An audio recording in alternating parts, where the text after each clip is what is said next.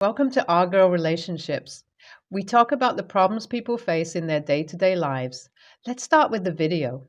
My sister and I are twins, but we haven't been that close as some might think. She used to live with my mom, and I lived with my dad after their divorce.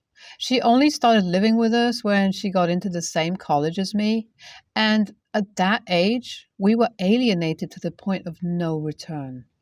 And that strangeness only grew more when we both had a crush on the same guy from college.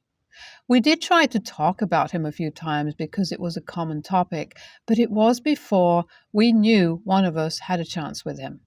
One day, drunk at a party, I decided to take my shot, and surprisingly, we started dating. Since that day, my sister gradually became meaner and meaner towards me. I still remembered how by the last Sam at our college, we were at a point of no talking. I forgot what we were fighting about, but it was something silly at which she got upset.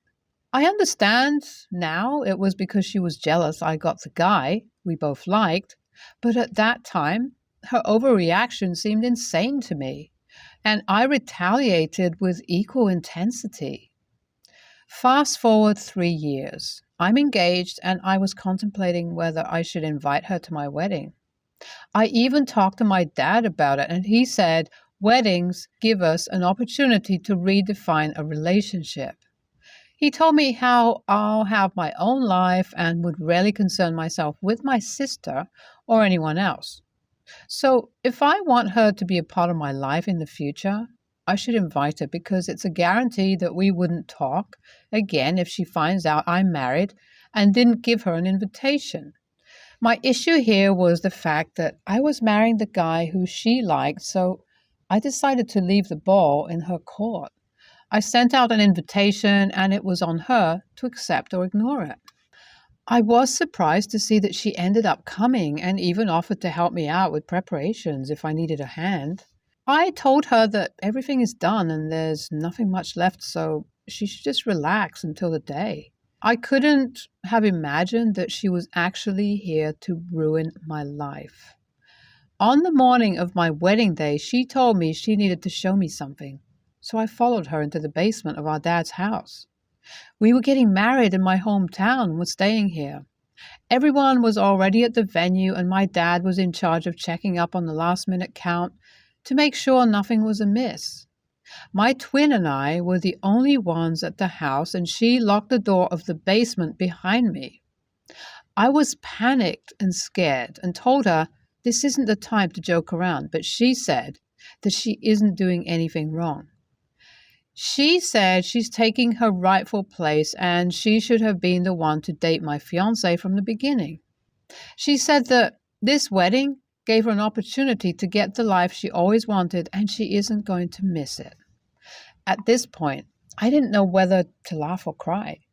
What she was saying sounded ridiculous and something out of a budget production of Mean Girls, but in the 70s era. Did she really think that it would be that easy for her to steal my identity?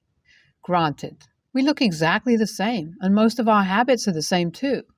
But no way could she pass off as me in front of my husband.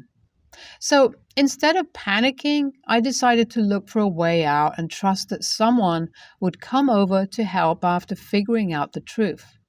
Now, I don't know the full picture of what happened afterwards, and this is something my fiancé told me, but he wasn't able to recognize her when she walked down the aisle first.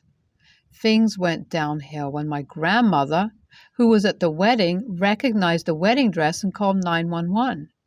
For context, the wedding dress I chose was my grandmother's dress. I saw it a long time ago, but when I asked her if I could borrow the dress, she refused, saying she never trusted my mom with it, and there's no way she'd trust me. But it was the dress, and I really wanted to wear it, so I sneaked out the dress and got it altered to my size. The changes were reversible and there was no permanent damage, so I figured I'd return the dress after the wedding. Also, I got frills and mesh added to it so it didn't look exactly like her dress. I was going to tell Grandma I got one custom made and my fiancé was in on it with me. We had a whole backstory, but of course my twin had no idea. So she couldn't lie effortlessly, and my grandma got so upset that she filed charges of theft against her, and now she's in jail. My fiance figured out that it wasn't me when she couldn't match his backstory. He said he whispered our inside joke to her, but she didn't get it. And that's how he figured out she was my twin sister and not me. Later in the evening, my dad came over to the house with my fiance, and when they let me out of the basement, I was so angry and scared all day that my brain was exhausted, and all I wanted was to give in to my violent urges. When I asked them where the bitch was, they said she's in jail. Thankfully, I didn't spill the truth of our identity switch and found out she's in jail so I could assess the situation and work accordingly. It's been 2 days since then, and I'm staying in my twin sister's bedroom while my fiancé is staying in mine. I would have happily cleared everything up, but seeing how the situation has escalated, I think it's just karma. She tried to ruin my life, but instead ended up ruining her own, and I don't want to correct this mistake until my grandmother listens to my father and drops the charges. Am I the a-hole here for looking out for myself and watching from the sidelines while the universe takes my revenge for my sister for me? So my dad tried to talk to my grandmother, but she was refusing to listen to anyone. She said that she wouldn't allow a thief to walk free, especially when they ruined her wedding dress. It's understandable that she'd be attached to the dress, so I went over and told her I'd get it fixed. She doubted me and said I'm just trying to steal it too, but I reassured her and even offered to take her with me to the stylist who'd be able to restore the dress to its original state. After contemplating what I'm saying, she must have decided to trust me because she gave me the dress and said if I don't return it within a week, she'll send me to prison too. Not gonna lie, I was feeling guilty for fooling her a second time, but at least this time I was doing something she'd be happy about. So I got the stylist who worked on the dress to reverse it back to its original state and took it back to my grandmother. She was really happy, and seeing her in a good mood, I finally approached the subject of the charges she pressed. I told her that now she has the dress back and that my sister is really sorry for what she did, so she should drop the charges. My grandmother didn't go batshit crazy again, so that was a good sign, but she still refused. And I'm sure if I kept at it, I'd be able to convince her. For people saying why I would get my sister released from prison, well, it's more like I'm looking out for myself. She tried to steal my identity and did something really bad, and the only reason she isn't telling that to the authorities is probably because she knows impersonation can land you in deeper waters than the theft of a family wedding dress would. But it's not that hard for the cops to figure out who the real twin sister is once they start interrogation, so I wanted her out of there as soon as possible. If the cops find out about our switched identity, I might get in trouble too. So my grandmother finally took back the charges and my sister got out. I went to pick her up because I wanted to clear out our current situation with her. I told her that she's lucky I talked to Grandma, otherwise she'd still be in jail, and asked her to leave our dad's house without saying anything about how she locked me in the basement and tried to take my place. I told her if she ever decides to spill the beans, I'd actually report her for identity theft. And no one would convince me to let her walk free. I also made sure she knows that it's much more important for me to see her suffer for what she did to me than protecting my own life. So if I had to go down while taking her down, I'd happily do that. She sneered at me but nodded, saying she didn't know I was a petty criminal. She said I always came across as the model woman who never did anything wrong, and she didn't think I had the balls to pull anything this shady. She said the whole thing was messed up, and she doesn't want anything to do with me anymore. I still think she hasn't given up on my fiancé, but I'm hoping she won't try to pull something like that again. After 8 months of waiting, I'm married now. We had to wait a long time to save wedding funds, but finally, with my dad's help, I was able to get married. I did not invite my sister this time, and a lot of my family didn't come after what a disaster the last one was. Of course, the respect they had for me went down the drain when they got to know the truth about my dress, but even I can't have everything. I just came here to update about me finally getting married as it was a huge thing. YTA, you took an old lady's dress and tried to change it? You knew your twin liked the guy and still went after him? I think you're the classic mean girl here, and both of you are a-holes. EAH. What kind of crazy is going on in this family? Both twins need to have a reality check and learn what being human and kind actually means. Sounds like this is the daily life of a spoiled 1% population that no one can relate to. I'm a 17-year-old female. My parents are divorced, and I spend 50-50 with each parent. To be honest, going to my mom's is awful. She has a stepdaughter, 17, female, that I don't like because she's always stealing my clothes and wearing my jewelry. I've done everything I can to make her stop, including talking to my parents. But she refuses to listen.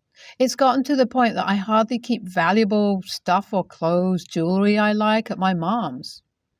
My stepsister has a dinner with her boyfriend's parents yesterday, and I also had planned a little date with my boyfriend today. Because of that, I bought a cute dress that my mom bought me a while ago, shoes, makeup, and a few pieces of jewelry, and kept them in my bag. She spent all morning getting dressed up and ready. My mom and I saw her getting in 3 to 4 outfits until she says she's leaving. I looked at her and she's wearing my dress. I asked what she was wearing, and she says that nothing she had was cute and she found this dress in my room. I say, no, you snooped around my things and found that dress in my bag. Take it off. She says she's already running late and can't do. But I put myself in front of the door and tell her to go change. That's when I notice she's also wearing my necklace and a ring. I explode. I yell at her. Take off my stuff, you frickin' thief. I'll call my mom. That's mine. Take it off. She starts to cry, and my mom asks her to go change and give me my things back. And she yells she's running late and blah, blah, blah. But I don't care, and I don't move. She goes back to her room and changes, then throws me my stuff back and storms off. My mom said that what I did was not nice and that I shouldn't have called her a thief, and when she's about to berate me, I just cut her off and ask her to let me call my dad so he can also hear how she's going to give a talk because I didn't let her lovely daughter steal my stuff. She sent me to my room and I heard her and my stepdad fight at night. My dad's on my side, but both my mom and her husband agree that I was an AH. And a friend of mine thinks I shouldn't have made my stepsister change when she was already late. I'm about to go out and I'm definitely wearing the dress and the rest of my stuff.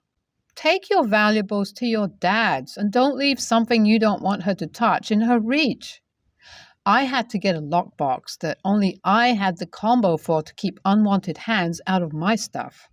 But you're also 17 and do not have to continue to go to your mom's if you don't want to. Judges take that kind of thing into consideration. NTA, even if the dress had just been laying around, she knew it wasn't hers to take or wear. But to break into your bags is next level. You are old enough to choose who you live with and have any court sign-off on it. Time to tell your mom you want to live with your dad full-time and she can visit you for a change. I'm 28 male, and my now ex-girlfriend, 31, her dad and I were on vacation together in Europe. She's from South America and her dad was visiting, so she organized this trip for him and I joined. Most of transports and accommodations were organized by her. We rented an Airbnb in Rome and were scheduled to arrive at 11 p.m. at the airport. 2 days earlier, I noticed that the host texted her when we will arrive, but she hadn't replied yet. Our schedule was saved for weeks already, so I was surprised that she hadn't texted the host, our ETA, yet. I asked and reminded her multiple times to please fix check-ins with our host. Airplane was 30 minutes delayed, and when we got there at 11:30, also no trains were driving from the airport for some reason. We were walking a lot back and forth until we got a bus stop. Now our host contacted me if we arrived. I told her about the situation with the trains and directly told her we will probably not arrive before 2. She directly told me that this is too late and we need to take a taxi because there is a limit and regular late check-in is only until midnight. The host doesn't live in the area. Late check-in already came with a fee. I told my girlfriend, but she said she's texting with our host and they have an agreement now and everything is fine. We bought bus tickets and our ETA was exactly 2 a.m. I was asking my girlfriend again what they agreed on, since they definitely told me 2 is too late. She then agreed to take a taxi at 12:45. At the taxi stand, I again pressed her to tell me what she agreed on with our host. Then she said that they agreed now for check-in until 1. Earliest time we could make with taxi was 1:30 though. I was super exhausted from the day and all the back and forth, plus in physical pain due to medical conditions, plus took a strong sleeping pill at around 11. I was overwhelmed and shouted, "In no world can we make it there at 1. Stop making us run in circles and wake up to reality. We should have taken a taxi an hour ago. If you and your dad wouldn't be too cheap." At least this solved the situation. My girlfriend texted the host, "We will not make it and stay somewhere else." We then took the bus and stayed at a hotel closer to the city center. Our host was a woman in her 20s with a little boy. She felt bad that we had to sleep somewhere else and gave us a bottle of wine. When she saw my girlfriend's elderly dad, she started to cry and apologized many, many times. She later even gave us a full refund of the night. I felt awful for our host. The situation was, in my eyes, 100% my girlfriend's fault. She cannot just assume that we can check in at night without clarifying before and could have done so weeks in advance. She kept our host hanging when it was completely clear from the get-go that our ETA is 2.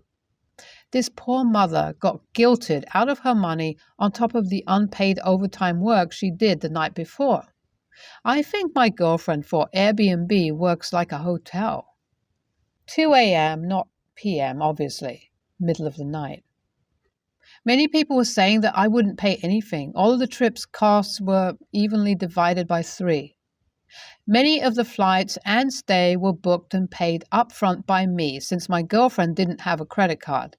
The taxi would have been split by 3 as well.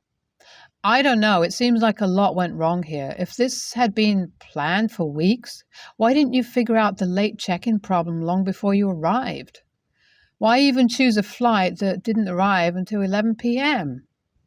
And if you were so obsessed with this, why didn't you handle it and contact the host instead of pestering your girlfriend about it? Why did you take a strong sleeping pill when you were nowhere near your accommodations for the night? YTA. She organized this trip for him and I joined. Most of transports and accommodations were organized by her. So she's done most of the legwork.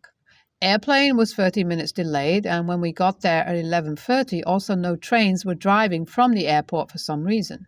The situation was, in my eyes, 100% my girlfriend's fault. How? Did she hide the pilot's plane keys? Did she get all the train staff to go on strike? Delays happen and it sucks. Your girlfriend got the timing wrong, yes, but that doesn't make it 100% her fault. It was a shitty situation and yelling at her wasn't on. Insulting her and her dad by calling them cheap I don't see where you offered to front the cost of a taxi, nor do I see where you refused to accept the refund. Yes, your girlfriend got some things wrong. Absolutely. But 100% her fault? Nope. And clearly the Airbnb host also feels she was at fault or she'd not have given you wine and a refund. YTA for a lot of reasons, but this one is important going forward. You shouldn't scream at people in public because it makes a weird situation for everyone involved around you. You need to learn how to communicate in future relationships because this whole thing may not have been your fault, but you need to take responsibility also. You knew that you couldn't check in that late. You were talking to the Airbnb lady yourself. Why at that point did you let your girlfriend go through everything? It really seems that you just wanted to be right in the moment and she didn't handle the situation very well either. But you knew it wasn't going to work and let it happen just so you could be right. This also doesn't seem like that big of a deal considering you found another place to stay and had the night at the Airbnb refunded. I think you owe her an apology.